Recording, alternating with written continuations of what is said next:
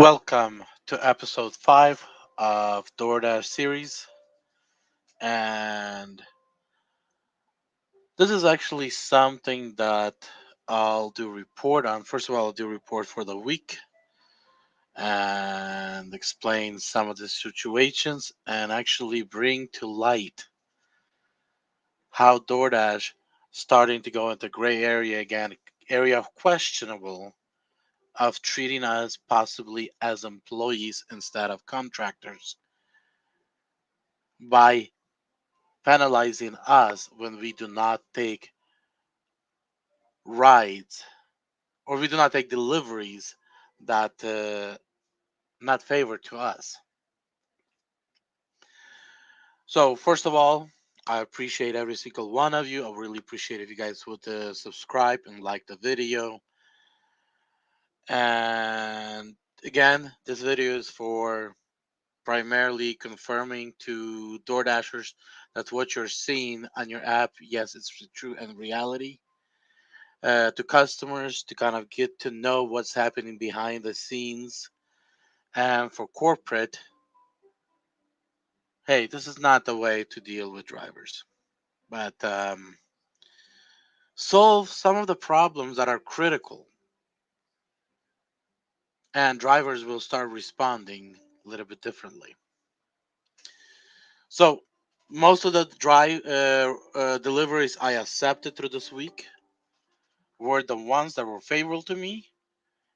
I avoided a blacklist, which of course I did went to a couple of those restaurants from the blacklist and I still delivered for, even I should have not. There was a situation with a restaurant that DoorDash need to address that problem, and I'm not sure can should I say this on public forum, but I did arrive to one restaurant. If you guys want to look at my history, you guys will notice I did commented in the app where restaurant kind of didn't care about when that order will be prepared and didn't care about me as a driver as a DoorDash order at all. So the other criteria, I try to take orders that are $5 and up. I also trying to not take orders that are long distance, and I call long distance anything above 5-6 miles. Sometime I will still take those if there is at least a somewhat a good pay. So end of the day, it's all about how I can increase my bottom line, and that's how I make choices um, on which deliveries I take. And if I would put, and if DoorDash, any manager, CEO, board of directors, anybody would be put in my shoes, they would do the same. So why make us do it any other way when you guys will be doing exactly the same thing what we are doing? And you would exactly raise the same questions. Why we do not have a minimum tip per order based on the distance? One. And two, why we're spending too much time at restaurants waiting for orders? Those will be the exactly same questions that every single manager, CEO, and board of directors would ask if they be put in our shoes. Resolve those problems, and you will see things start changing on the door on the driver's side. So on Monday, I started afternoon shift. I had some things I needed to take care of in the morning. So left the house around 4:11. And actually, there's something I kind of added this week is actually actual driven mileage compared to calculated but based on a round trip. And as you guys will see, how closely and accurately it comes. So I got an order almost immediately as I just got into town. Las Rodeos. Wait time was 3 minutes at the restaurant. Customer paid $5 in tip. Where is that?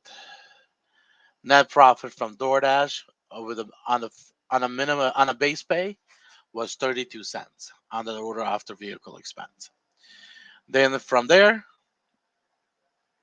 I immediately got another order with McDonald's, and then you guys can see was a 1 minute wait, which in other words, by the time I walked to the door, rang the bell, they came out, gave it so. See, 1, 2, 3 minutes are reasonable. And if I could have this green through the whole thing, I believe I have it set up where 5 minutes is green. Anything past 5 minutes, it start turning bright light red. So then I got Hubble House. I usually do not take those orders because they almost never ready. To my surprise, they took me 3 minutes. I have very short wait there, but I did have to wait a little. And of course, if you guys can see, after I delivered and finished my delivery with the McDonald's, I had to wait a little to get that next order. Um, Delivered it, came back at finished at 5:28, 5:34. So about 5 6 minutes later, got another order from Applebee's. It's very uncommon for me to wait long at Applebee's. But not sure what was the situation. I had to wait a little at Applebee's, um, which maybe they were short of staff. Also, to my surprise, this is actually the first week where I see Applebee's were actually about 60% full in house when I'm talking about tables, people at tables. Usually, you come in, you have maybe 3, 4 tables of customers. All the rest are just empty. So uh, the unemployment that ran out on the first of this month in my area pretty much just changed the town. The town like is just resurrected. The restaurants are full. Uh, Parking lots at the stores are full. Uh, it's just it's just like we went back in time a year and a half ago when everything was before the COVID. It's just amazing what an unemployment being taken away can do to towns going back into the regular operations. So, rest of the areas that are still trying to keep people at home, paying them unemployment, that is the reason why places are struggling. Um, that's just about all I can say. I know a person, I'm not going to say who she is, but she got a job as waitress at one of the restaurants during the pandemic. And last week she was asked, um, told there is no longer work for her because of the waitresses that were unemployment came back and they don't need her anymore. So some people say, "Oh, there's a lot of openings." Yeah, actually, some people are being sent home because there's too much of employees now. So finished making that delivery. Um, Took me about almost half hour. Um, then where we at again? I finished at 6 o'clock. So there was another again a little wait before I got another order from Charles or one of their subsidiaries. All the subsidiaries are run under their official restaurant name. And again, those subsidiaries, that is a question what's going on down there. I'm just not going to air it right now on public forum. Now, a lot of people have different opinions. I have my own opinion. Where were we? I waited 4 minutes. There we, in my my town situation, we drive up uh, to the sidewalk and we wait in the cars. We're not allowed to be going to the restaurant, and they bring it out to us when they notice that there's cars on the sidewalk waiting. So that's why usually they're good. Sometimes you might have a long wait line with them, and sometimes they're just so busy they don't notice the cars. So, but I have never sat there too long. Then I finished with that delivery. I got immediately a Taco Bell. I they now with Taco Bell, even they're opened inside to walk in, but there is an issue with Taco Bell at my place. If I walk in, they will ignore me. I might end up staying waiting for 10 to 15 minutes to pick up an order. If I pick up an order, I'm never convinced that they gave me the right order. I just have that gut feeling that something's wrong. Um, when I go through a drive-through, sometimes I'd have to wait a little bit longer in drive-through. But in drive-through, at least I have. First of all, they have to service me because there's cars behind me, so they forced to make that order. And second, I kind of feel more comfortable that I'm actually getting the order. All I have to do is just check if there's a drink that they missed. Where the otherwise is like as if I have to open that sealed bag, and I don't want to open that sealed bag because I would not want a driver to open up my order if I would be put in the customer position. So I don't open those, but I feel a lot more comfortable with the going through a drive-through with Taco Bell than actually going directly in. So that's the situation there. So that's the drive-through wait. Then after I got done with those, I got the Fazolas and fin- and at Fazolas had to wait 13 minutes. It's one of those restaurants that I don't pick up from because I do not know what's going on there, honestly. It's behind the wall, so we're not able to see what's going on, but the people that are behind the wall doing it feel like they prep the order, they put it on the shelf, and it sits there. And when we come in and ask for the order, somebody runs back there, let them know that the driver is here to pick up the order, and nothing happens. And 10, 15, 20, 30 minutes later, they bring the order, but the order doesn't feel hot. You feel like it's sat on the shelf for a while. Well, I was at the restaurant waiting for it. So, not sure exactly what's going on there, but whatever it is, it feels funny. It feels like they're purposely holding the orders before releasing to us.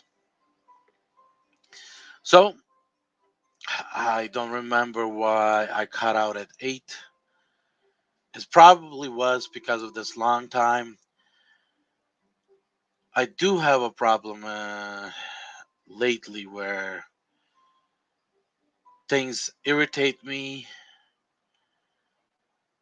It started hitting my blood pressure, and I start not feeling good, and eventually I just break down and kind of forced to go. So by round trip, according to the new structure I put together, I driven for the day 68.6 miles. By an app that tracks my mileage, I driven 67.4 miles. As you guys can see, there's about a mile difference only compared to the round trip. That's how accurate uh, this system actually is. Um, I was dashing for 3.3 hours, or 3.5 hours.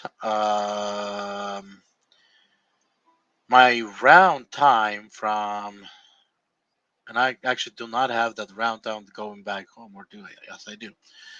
So that's included. But actually, from home to home was total 4.04 hours. So this calculation is based on vehicle cost. So based on hours that I dashed, I made 9.8 hours after vehicle expense. Based on actual hours that I've been, from home to home, that I had actually had my app on after I got to the DoorDash service where I can actually activate my app, what came out to about 792.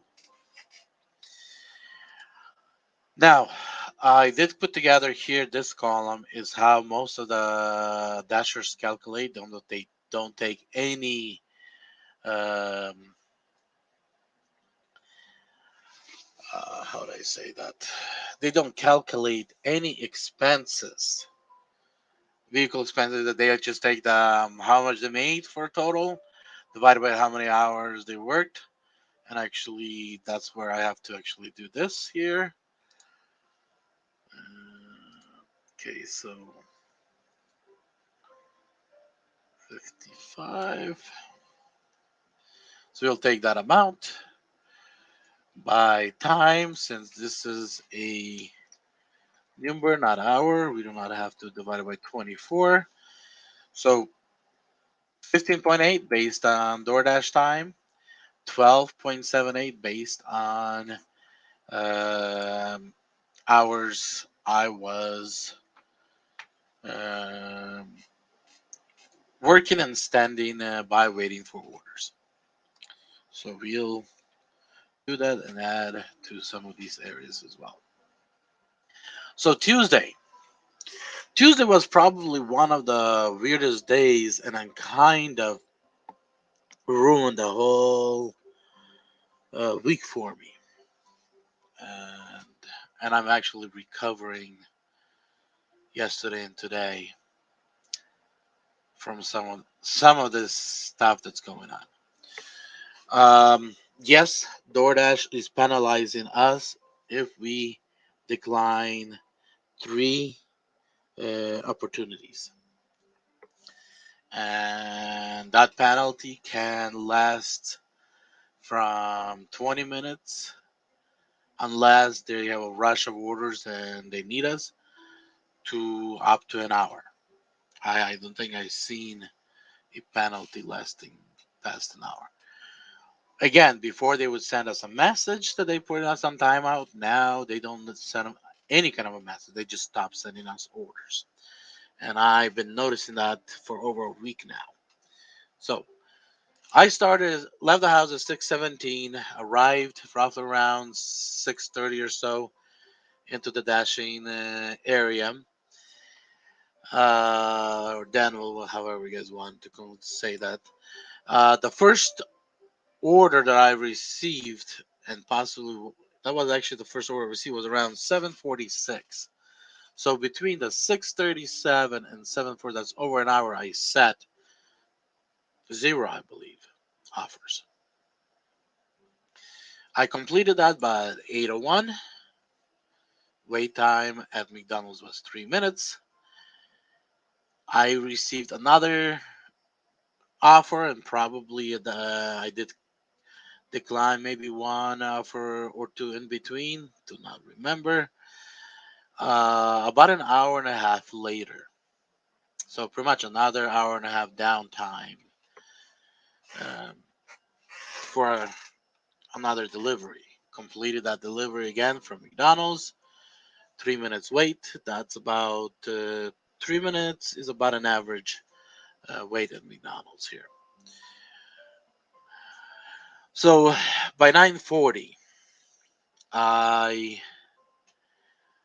then had another delivery, and this turned out to be the what are those called orders? Catering order. So they sent me a catering order about half hour later from Fazoles. Because it was a catering order, I took it. Usually, as I mentioned before, I don't. Interesting part is when I got to the restaurant had a request for a catering order, but it was for 10 o'clock at night. So I had to call in to corporate, getting that resolved. They confirmed that it is for 10 o'clock in the morning. And as you guys can see, I arrived at 10, received the request, arrived at the restaurant 10:13. So after restaurant got a green light that they need to prepare the order, I had to wait for 28 minutes. The amazing part is one cook with one other employee that actually were kind of helping while they were setting up the restaurant to open. One cooked in 28 minutes, and that's she's probably in 20 minutes because the 8 minutes was actually trying to figure out what's going on with the order and am I there the wrong time or uh, someone made a mistake sending the wrong time to the restaurant. So in 20 minutes, she prepared a huge catering order. I do not know what was the dollar amount, but this was a nice order. So I waited 28 minutes. I got it all loaded up in the car, took it to the customer, and helped them actually set it up at their meeting room because I guess they were prepping for a meeting. And actually, the meeting was scheduled for 11, so I got there just right before I helped him set it all up. Um, I thought catering orders actually pay quite nice on the tip, but that's how much I got paid. I was actually thinking, I'm probably gonna receive $50 or so. I'm gonna, take 15 or 20 of that back to the restaurant and actually give it to the cook and say, hey, nice job. You did something that I didn't realize is possible in that short a period of time. And actually, I'm splitting with you on the tip. But if it's $5, there's nothing to split with it. For me, walking into the restaurant and giving her two bucks, it would be actually an embarrassment. So, so I didn't even actually went into the restaurant. For me, it was actually embarrassing to actually go in and show up and not even be appreciative for the cook trying that hard to make that customer happy. So yeah, now I don't feel comfortable going into that into that restaurant anymore with a beautiful tip. So I completed 10:58 in about 16 minutes. I got an order from Walmart. Um, Also with Walmart, I try to accept orders that are at least $5-6 or higher, uh, and with a small delivery quantity or the small item count. Um, so that's on the Walmart. So completed was a quick. Completed that by 11:33. Got immediately another order back to back at O'Charles. Completed that at 11:53. Wait only 4 minutes. Got another order at 12.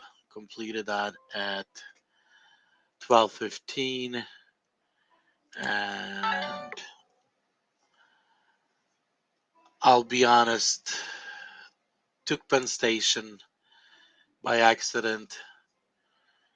Um, Employee at Penn Station was very rude, was very unrespectful. Um,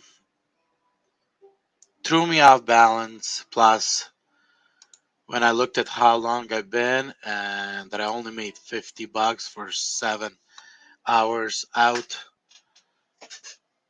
I couldn't take it anymore. I had it to go home. So I went home. So for that day, based on my time, I was sitting in my car. I earned $4.43 an hour. The way the dashers usually calculate would be 6.98. That's not including any expenses. And if you look based on the hours I dashed, not that I sat, only that I was busy driving, then look 14. But who's gonna pay for a time that I took away from my family, took away from everything, and waited to have work sent to me, but nothing was, very little was sent. So Wednesday actually wasn't too bad of a day. I ran for 18 hours, only dashed for 8.5 hours. After all expenses with my time, I came up to $8. And you guys can actually pause it. There was a wait between here and here. I'm sorry. No, there wasn't a wait here. There was a wait from here and before I got out Charles' order, probably declined couple orders. Again, another wait there. Another wait right there of half hour. Um, Another wait there about 15 minutes. 8 minutes there. 8 minutes there. And here's where got penalized and they kind of put me on and out for almost 40 minutes, 35 plus minutes. Then, of course, I landed eventually a nice double order from Cook Something and Burger King. Took me about an hour to deliver it, but it was a $19 pay. So before any expenses for 1 hour, $19, not too bad. Then I got another Walmart order. It was a good pay. So then we had almost like 4 minutes later. Then we had another half hour again timeout. Then 40 minutes timeout. Back to back. Another half hour timeout. About 5 minutes there difference. Again, 20 minutes timeout. And that's good. So yeah, those are kind of timeouts that you guys can see, and I can pretty much put another column here for timeout. But on a fairly busy day, still quite a bit of timeout. And if you guys want to actually calculate it more accurately, you can take from 11 hours, 8.5 hours. That is 2.5 hours of timeout. Thursday. Started at 10:33, got to Danville around 10:50. Got my first order at 11:08. It was a double order again from Guadalajara and Dairy. That's a Mexican restaurant there. And actually, something about Guadalajara. I have worked with the last restaurant a little bit, and after kind of working, showing a few things on the app to them, they actually allowed me to play with the app a little. um I no longer have issues with them They usually have the food almost ready, if not ready by the time I get there. So that's kind of where we stand now with Lajara, and I. That's the reason why my previous video I was addressing to corporate that if we can get a little bit of training, what to say, what not to say, and get authority, and we start going and talking to restaurants, approaching them, I think we can resolve over 50% of our downtime with that approach only, without corporate spinning much effort on actually contacting and trying to do something on their own. And then, pretty much the rest, then the corporate can address issues what we couldn't address issues on. So that's the reason why, because I'm not sure I know all the, I doubt I know all the,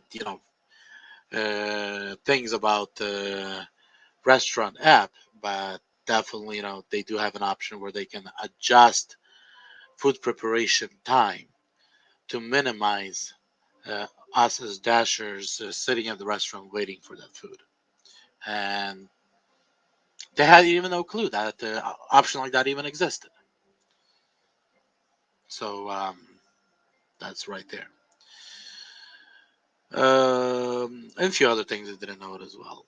They thought we were getting paid hourly, so they thought they don't that since it's hourly, no, it doesn't hurt us that we'll take a break at the restaurant. They actually thought it's a good thing that they can help us by giving us a break. So stop a couple things that kind of for me was kind of like wow, how misunderstanding restaurants are about what's happening on the dasher side. So as you guys can see, I had a couple more Guadalajara orders here. I had to wait almost an hour. Here was about 8 minutes, which is about back to back. I would consider almost. Here another over an hour. Here another hour. And and here another 45 minutes or so. Or wait, an hour and 45 minutes. That's about right. So you guys can see that Thursday was not a great day again. Oh, sorry, I was looking at the wrong. So I started it almost about 10 minutes apart. Then this order about half hour. Sorry, looked at the wrong column. This order was back to back, an hour almost. And actually, right here on this, after this order, I believe that's when I had to run home for an emergency. So that's why there was an hour. Now, here's half hour. I've never made it home and back in half hour with that emergency. So yeah, that's break was right here. Um, then 15 minutes difference right there, and an hour difference right there. So yeah, I was available to deliver for 6 hours. I was only delivering for 3.42 hours, and that came up to 8 hours uh, after expenses based on time that was available, 18 hours before any expense, and 13 based on only on deliveries per hour. Now, um, yeah, I left that day after Big City Pizza. Very disappointed that I'm sitting too much. That I sat through, valuable time. It's just when that the depression hits, you're useless to to the company, to yourself, to the family, or nobody, because you're just not in that good mind frame. And so I just took the rest of the day off, literally in bed. Uh, Friday started around left home around 10:30, arrived and down around 10:50. Got my first delivery at 11:06. Got a back to back there. Got another back to back almost. Um, Another back to back.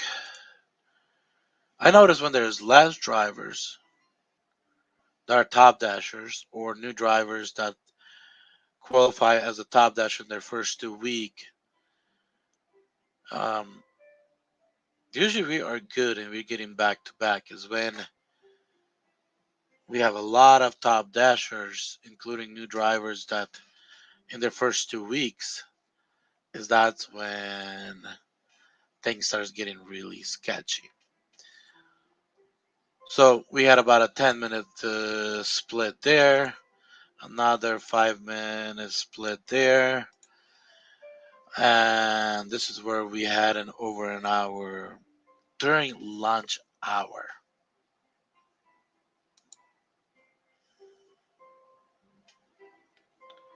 This for me was a shocking. And now wait a minute. Maybe here, maybe that's Friday that I took. Guys, I don't remember. When when I fall in that depression state, everything becomes blurry. What happened on which day? So maybe it's a Friday that I took that trip home. That was about 45 minutes to an hour. So don't remember, but that's if that was, then that's where it was. Then there's almost back to back. Um, Here was probably a typo. That probably should have been three. Three, that's 15 hours. Oops.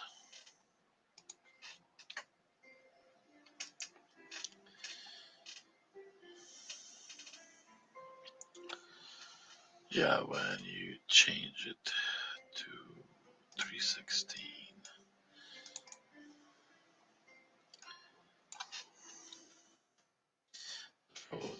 So was about a half hour penalty right there. Um, Looks like another 40 minutes or so penalty right there. Um, Another right there, 15 minutes plus 4:30 to 5. Another half hour penalty right there. Um, Another half hour, an hour, almost an hour penalty right there. Um,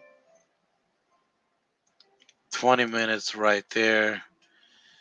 Half hour right there. Um, 15 minutes right there. Oh, jeez, I'm doing this alone. Guys, I apologize. I guess we do it over. Um, yeah, I got the delivery right there. So back to back to back, almost 5 minutes. I consider that back to back. Back to back,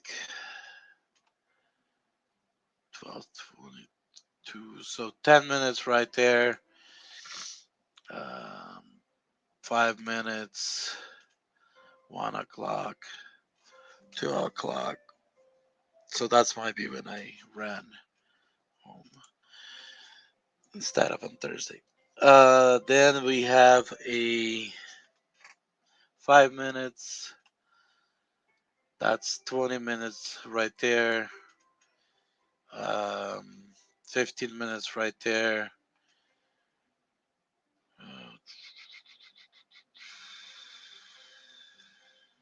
back to back. 7 minutes there. Um, 5 minutes there. And 39 minutes right there. Another 15 minutes right. 12 minutes right there. Another 39 from 46. That's 7 minutes. That's 7 minutes. That's 24 minutes.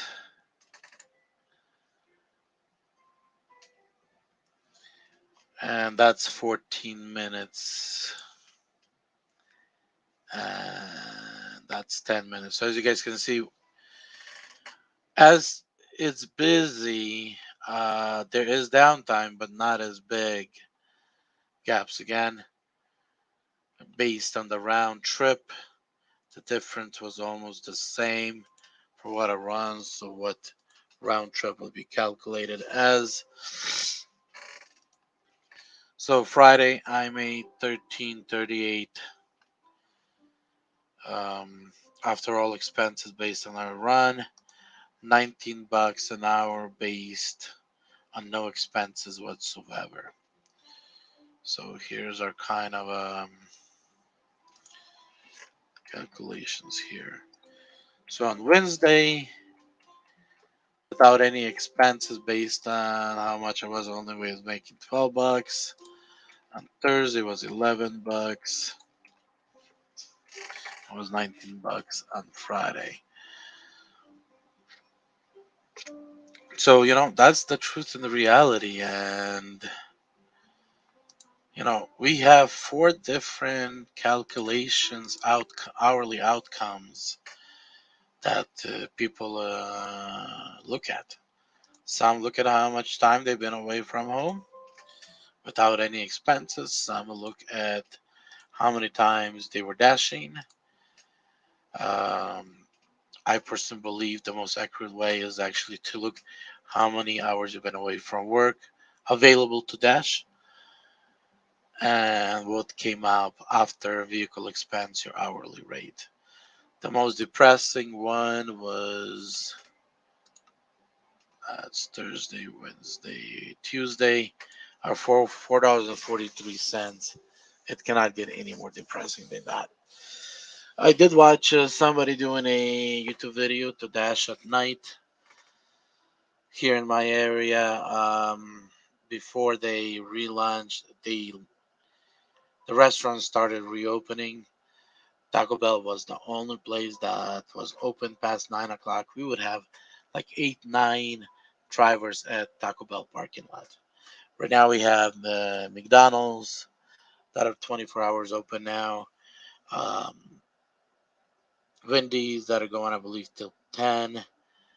Um, some of the restaurants on Friday and Saturday are open till 10 or 11. So because of some of these restaurants right now extending their hours, you don't see the drivers at Taco Bell parking lot, but it's still slow past 9. And by 11 o'clock, Taco Bell is the only one open. And McDonald's by midnight. McDonald's is the only one that's open. So there's literally nothing if you set past midnight. I don't even understand why DoorDash even have that availability on the schedule from midnight till 7 in the morning, I believe. McDonald's is the only thing that's open. Before McDonald's was even closed, there was nothing open, and still DoorDash had that time on schedule. Like if you go into other market, you might have gas station that's on the app, or you know convenience store that's on the app during night. In my area, none of that is even available on the app during night. So, guys, you guys want to see the real picture, the real story? Go down to the link in the description. You have under car a car report where you can actually put in your expenses. Look at my, I believe, episode 2, where I talked about vehicle expense, how to properly fill it out and calculate. Um, the formulas in here. So what you would actually do is you would copy these right here like this, and then pretty much just do this. Depends, how many transactions you did. Let's say insert 16 between. That means you don't have to touch anything in the formulas. Formulas automatically, everything is there. And then pretty much just replace, just, fill it out and just zero this out right here after that. And when you get to the bottom here, replace this line with your numbers, and it will automatically calculate and give you without you changing any formulas. So, save one for yourself here on the top. We can always copy and paste, and you'll have all that um, formula automatically pre-done. Because otherwise, if you do it, then you have to change from where. So from D9 to D26, so pretty much you would have to change the formula from where to calculate. You would have to change that in every single one. Not to do so, that would be the easiest way I just showed.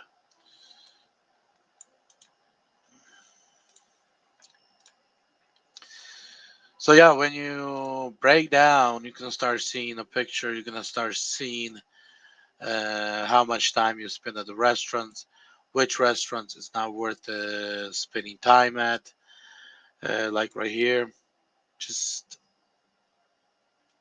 made a mistake accepting this order, and so I had to go through with it.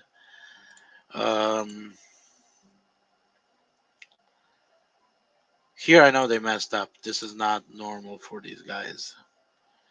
And this was a two orders, so when I do get a double up, I consider them as a one order transaction. That means I'll put it in the date, the time when the order was offered, delivery was offered, who for, the total mileage for that order, total for those two orders, total money they offered, when I arrived to the first restaurant, when I left the last restaurant, so I include those two together, the drive in between and the wait. So that's why it was a 10-minute between those two restaurants. Um, the total actual starting from restaurant one, right?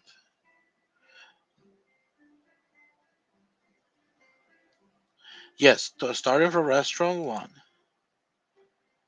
uh, all the way through the mileage to the delivery of the last order. Then how many miles? Then we got actually no, that's starting from restaurant two, all the way to the end. So between those restaurants, that included mileage, I believe.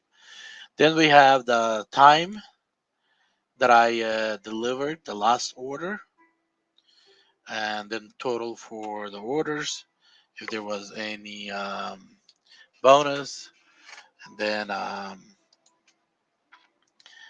total for the orders. So that's why it kind of looks like I made $21 on the order, but actually it's two orders together. $21, 44 minutes spent on those two orders. So that is just how it's calculated. Um, so, guys, if you guys want to know the real truth, where it's worth it, where it's not worth it, you have to put it on a spreadsheet. Yes, it takes time. The way I actually do the screenshots is when the offer comes in, I do a screenshot. When I arrive at a store and I hit arrive at store, I do another screenshot. When I pick up the food, I click on directions. which then opens up my Google app and tells me how many miles to the customer. I do another screenshot. So I take the time uh, at one of the screenshot I made. Is usually all phone shows the time in the top right corner. So I record that time. I record the mileage. That's where uh, this column information is coming from. This is when I arrive at the restaurant screenshot. So I also take the mileage, the time that the app says, and I actually will send a customer my ETA for the delivery. Then when I deliver the food and I complete the delivery process, I get the screenshot. I get the screen where it tells me how much I got paid, base pay, and tip. I take a screenshot of that. So that allows me to fill out this fields right here.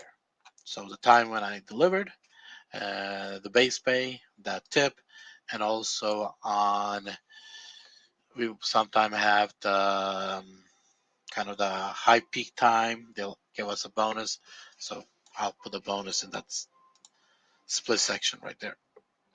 And then everything else from here on is all formula calculations. So if you fill this part out, the right side will automatically pre-calculate. Then here at the bottom, it's a calculation for that day that it calculates, and there here it calculates hourly, various different hourly types. So that's about it. So yes, DoorDash penalize us for not taking all the orders that they send us, and that's where my question becomes. Um, Not sure is it in this video I should do this or I should do this in another video. Maybe I'll do it in both, this and the next one, because a lot of people don't listen to the end of the video. But the real question is to DoorDash is, if I'm a contractor, and according to the contract, I can choose which deliveries I deliver and which deliveries I don't deliver, and I have a full choice of that. But at the same time, I've been penalized when I don't take all the orders. Do I am still have that free choice, or at that point the choice is being taken away from me? And if the choice is being taken away from me, that means I'm no longer a contractor, I am an employee. So my question is very simple. Am I a contractor and I'm an employee? Because if I'm an employee, then that means for my downtime, the difference here, the difference here, the difference here, the difference here. Also, that I should have a be paid by minimum wage. That means all these areas were here. I should be paid as well a lot more than what I'm getting paid right here. That's net profit from DoorDash before tip, after expenses. So if I'm an employee now, if I'm a contractor, um, can you legally penalize me as a contract for not taking all the orders? See, you're in a to accept business to accept orders. Why it's my fault as a driver that you accepted a bad business? Why am I being penalized? Am I being punished? And not just and being punished, not just not getting a delivery, but getting punished financially. And I want you to understand this clearly. You guys are punishing us financially by forcing us to take what is not a good business for us. You guys stuck with a bad business? Don't force it on us, that bad business. If you made a choice not to have a minimum tip because you want to compete with walk-in clients at the restaurant, then don't force that on us. Then have maybe 2, 3 employees that actually going to handle those bad business orders that you allowed yourself to get into. See, if you give us a free choice, that means we have a free choice not to take bad business, what we consider for ourselves a bad business. And by penalizing us and forcing us to take because not us, we did not offer a client an order with no tip. You guys did by having that option available at your app, at your website. So if you have an issue now delivering that bad business order, it should not be our problem. It should be your problem. And once I was in court, and very interesting thing judge said, but aren't you in business? That means if you are in business, you agreed to profit and loss. So if you're having if you're having a system and that system creates you losses, don't transfer those losses onto someone else, but by because you made a mistake. If it's your if you made a mistake and you end up having a loss, take a responsibility for that loss and swallow it. Don't send it out to the drivers. It's not our fault. Thank you. I hope this last statement made sense because it's not our fault for your bad business. Hey, when I took, where did that order? When I took the Crackle Barrel order, I regretted it, but I proceeded with it. Even I knew it's gonna cost me $1.18 after vehicle expense.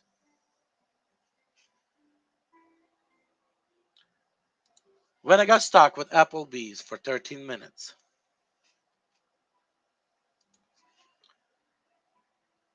I followed through because I knew whatever happened there, it most likely was outside of their control because they're on time.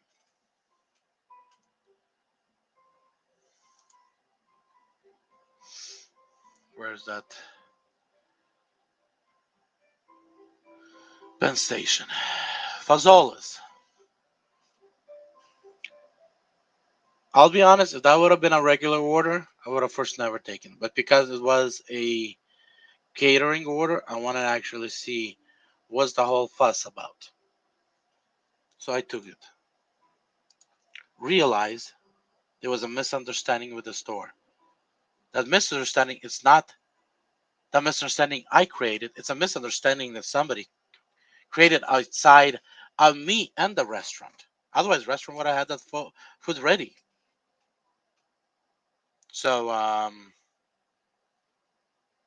again, I'm, I'm getting penalized for something that was outside of my control. It was a screw up somewhere else. That's their fault, whoever screwed up, and they're the ones should take a loss. Why me taking a 28-minute loss? My fault. I accepted the delivery. But again, why DoorDash doesn't resolve that at store wait time. See, it's your guys' screw up, but you guys forcing us to pay with our valuable time. And time, as they say in America, time is money.